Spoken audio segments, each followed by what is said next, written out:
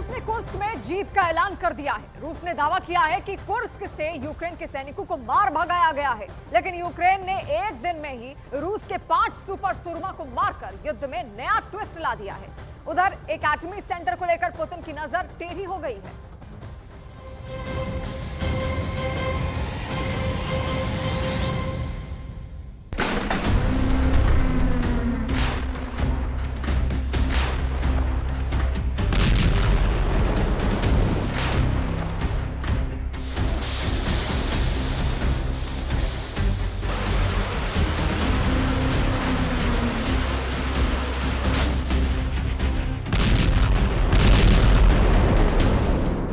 Putin के लिए ये युद्ध अब मुसीबत से भी बड़ी आपदा बन चुका है। जिस युद्ध को प्रेसिडेंट पुतिन ने कुछ दिन का फसाद समझा था, वो अब रूस की हार के सिग्नल देने लगा है। जंग में यूक्रेन हावी होता जा रहा है, भीषण तबाही मचा रहा है। रूस में घुसकर यूक्रेन युद्ध को अपने हिसाब से लड़ने लगा है। रूस का पैंट्सर S-1 एंटी एयरक्राफ्ट मिसाइल तबाह, रूस के OSA एयर डिफेंस सिस्टम के उड़े चीथड़े, पुतिन के बाहुबली S-300 एयर डिफेंस सिस्टम मटिया मेट। जेलेंस्की ने एक दिन में पुतिन के 5 डिफेंस सिस्टम उड़ा डाले। प्रेसिडेंट पुतिन की टेंशन दिन ब दिन बढ़ती जा रही है। जैसे जैसे यूक्रेन रूस की जमीन पर बढ़त बना रहा है, क्रेमलिन का किला थर्राने लगा है। वजह है रूस के हर हथियार की तबाही। यूक्रेन फोर्सेस ने रूस के सभी डिफेंस सिस्टम को कबाड़ बनाना शुरू कर दिया है। जिन सिस्टम के दम से रूस अब तक युद्ध में हावी था, उन्हें ही जेलेंस्की आर्मी ने अब टारगेट पर ले लिया है। एक दिन में रूस के 5 डिफेंस सिस्टम का शिकार करने के बाद प्रेसिडेंट जेलेंस्की ने कुर्स्क रीजन में वॉर को पूरी तरह पलट दिया है। कुर्स्क की लड़ाई के लंबी खिंचने से रूस को यूक्रेन फ्रंट पर झटके लग रहे हैं। तो क्या जेलेंस्की को जंग जीतने का हथियार मिल चुका है? आखिर किस हथियार से रूस के सभी बाहुबली कहे जाने वाले डिफेंस सिस्टम के यूक्रेन एक वार से परखच्चे उड़ा रहा है? इसकी डिटेल जानना प्रेसिडेंट पुतिन के लिए बेहद जरूरी है। लेकिन पहले वॉर जोन में रूस का रुतबा कैसे मिट्टी में मिलता दिख रहा है, वो देखिए। रूसी सेना की कुर्स्क में घनघोर पिटाई हो रही है। पुतिन आर्मी अपनी जमीन बचाने के लिए बैकफुट पर पहुंच चुकी है। कुर्स्क कोबाल्स्ट में बीते 2 दिन से यूक्रेन हावी है। ग्राउंड बैटल में यूक्रेन फोर्सेस ने कुर्स्क के साथ सुज्जा में भी कई फ्रंट जीत लिए हैं। अब यूक्रेन में रूस की सेना की पिटाई शुरू हो चुकी है। रूस के हथियार गोदाम तबाह हो गए हैं।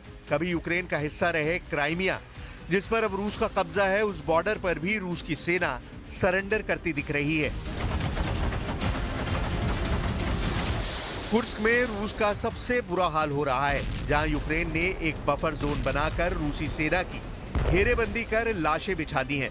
प्रेसिडेंट जेलेंस्की ने दावा किया है कि रूस ने सिर्फ कुर्स्क की लड़ाई में 38,000 से ज्यादा सैनिकों को नुकसान उठाया है। Рівно 5 місяців від початку наших дій на Курщині, і ми зберігаємо буферну зону на російській території. Активно знищуємо там російський військовий потенціал. За час Курської операції ворог втратив вже понад 38 тисяч своїх солдатів тільки на цьому одному напрямку. Із них близько 15 тисяч безповоротно.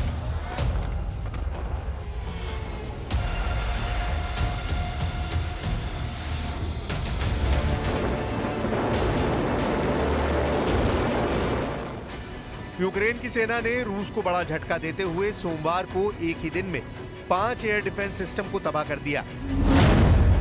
यूक्रेन की सेना ने रूस के 2 पैंट्सर S-1 एंटी एयरक्राफ्ट मिसाइल और गन सिस्टम और OSA एयर डिफेंस सिस्टम और 2 S-300 एयर डिफेंस सिस्टम को एक ही दिन में तबाह कर दिया। अनुमान है कि रूस को इस झटके से करीब $35 करोड़ का झटका लगा है। इससे पहले यूक्रेन सेना रूस के S-400 एयर डिफेंस सिस्टम को भी तबाह कर चुकी है।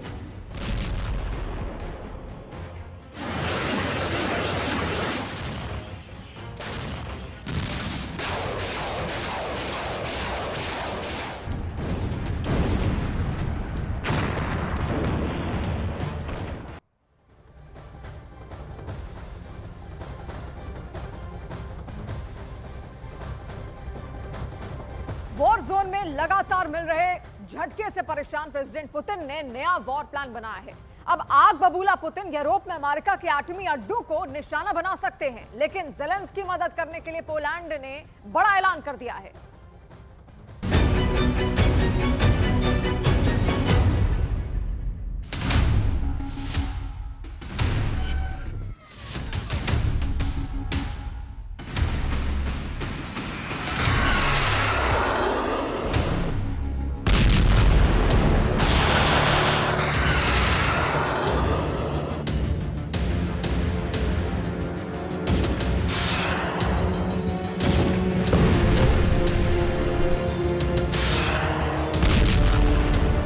यूक्रेन फोर्सेस ने जिस पैंसर S-1 एंटी एयरक्राफ्ट सिस्टम से रूस ने युद्ध में अब तक बढ़त बना रखी थी, उसे तबाह कर अब जंग का रुख बदल दिया है। रूस के जिस लड़ाके को यूक्रेन ने बर्बाद किया, उसे प्रेसिडेंट पुतिन की सुरक्षा में भी तैनात रखा जाता है। पैंसर S-1 एंटी एयरक्राफ्ट मिसाइल और गन सिस्टम $2 करोड़ की कीमत वाला हथियार है। रूस इस सिस्टम को बेहद संवेदनशील इमारतों, महत्वपूर्ण संस्थानों, राष्ट्रीय मूल्य की जगहों और व्यक्तियों की हिफाजत के लिए करता है। इसका असली नाम SA-22 ग्रे हाउंड है, लेकिन पैंसर इसका पॉपुलर नाम है। Self propelled anti air missile defence system medium range का हथियार है, जिसे कहीं भी ले जाया जा सकता है और कम दूरी तक फाइटर जेट, क्रूज मिसाइल और कई तरह के रॉकेट को मार गिराने के लिए इस्तेमाल किया जाता है। पैंसर की मदद से दुश्मनों के हमले को आसानी से रोका जा सकता है। रूस ने यूक्रेन युद्ध में पैंसर सिस्टम को महत्वपूर्ण ठिकानों जैसे ब्रिज की सुरक्षा में भी लगा रखा है। क्राइमिया को रूस से जोड़ने वाले ब्रिज की अहमियत का अंदाजा आप इस बात से लगा सकते हैं कि यहाँ पर भी ये डिफेंस सिस्टम तैनात है।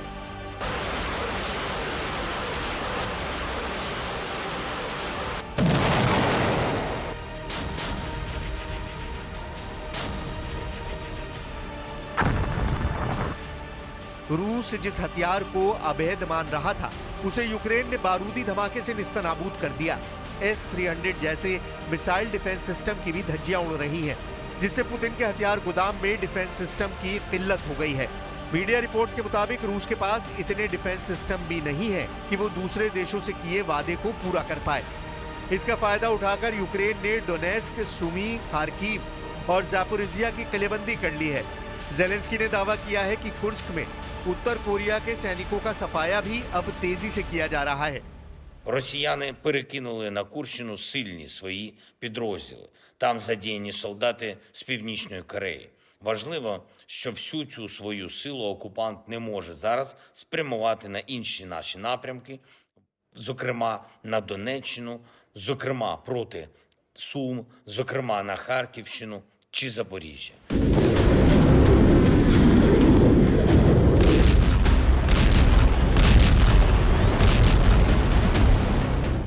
Ukraine forces Kursk nuclear power plant पर कब्जा करने का मिशन ऑन कर चुकी हैं। यह एटमी सेंटर कुर्स्क में फंसे यूक्रेनी सैनिकों का कवच बन सकता है। जेलेंस्की आर्मी ने प्लांट को कब्जे में लिया तो रूस का युद्ध में बचे रहना मुश्किल हो जाएगा, क्योंकि अगर रूस अपने ही पावर प्लांट पर हमला करता है तो दोहरे नुकसान का खतरा बनेगा, एक एटमी रेडिएशन का और दूसरा IAEA इसे न्यूक्लियर हमला घोषित कर सकता है। वहीं यूक्रेन की सेना एटमी प्लांट पर पहुंची तो एटमी युद्ध को टालना नामुमकिन हो जाएगा, जिसके बढ़ते खतरे को देखते हुए अमेरिका ने रूस के खिलाफ गोलबंदी शुरू कर दी है। जापान विजिट पर पहुंचे अमेरिकी विदेश मंत्री एंटनी ब्लिंकन ने जापान का यूक्रेन के साथ होने का ऐलान किया है। When Russia committed its aggression against Ukraine in 2022, one of the first countries to stand up strongly for Ukraine was Japan. There was a recognition here, and something that because Japan saw it and recognized it and stood up, resonated around the world, a recognition here that the aggression that Russia was committing was not only against Ukraine, not only against the Ukrainian people, but against the very principles that are at the heart of the international system.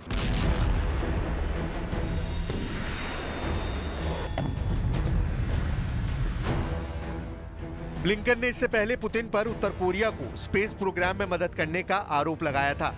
Blinken ने दावा किया है कि युद्ध में 10,000 सैनिकों को भेजकर किम जोंग उन ने रूस से स्पेस प्रोग्राम की डील कर ली है।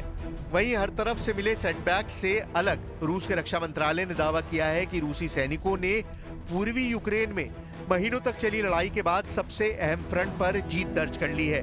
रेड आर्मी ने कुराखोव पर कब्जा कर लिया है। कुराखोव पूर्वी बॉर्डर पर यूक्रेन सेना का गढ़ है, जहां इंडस्ट्रियल एरिया के साथ पावर प्लांट भी है। कुराखोव पूर्वी और दक्षिणी यूक्रेन को जोड़ने वाले हाईवे पर मौजूद है। हालांकि रूस के दावे पर यूक्रेन ने अब तक कोई बयान जारी नहीं किया है, जबकि रूस ने कुराखोव में जीत के बाद सुज्जा में भीषण बमबारी शुरू कर दी है। रूसी सैन्य ब्लॉग्स ने जानकारी दी है कि यूक्रेनी सेना बर्दिन की ओर से उत्तर की तरफ बढ़ रही है, जहां ड्रोन से मिसाइलों की बौछार कर 39 लोगों को मौत के घाट उतार दिया गया। रूस के हमले में 100 से ज्यादा लोगों के घायल होने की खबर है। प्रेसिडेंट ट्रंप के शपथ ग्रहण से पहले यूक्रेन की कोशिश रूस में ज्यादा से ज्यादा इलाके पर कब्जा करने की है, साथ ही कुर्स्क न्यूक्लियर प्लांट पर यूक्रेन का झंडा फहराने की है। ज़ेलेंस्की आर्मी अपने मिशन में कामयाब रही तो ट्रंप के साथ होने वाली डील में यूक्रेन का पलड़ा भारी रहेगा। हालांकि प्रेसिडेंट पुतिन ऐसा कभी होने नहीं देंगे। पुतिन आर्मी कैसा पलटवार करती है, ये देखना अभी बाकी है।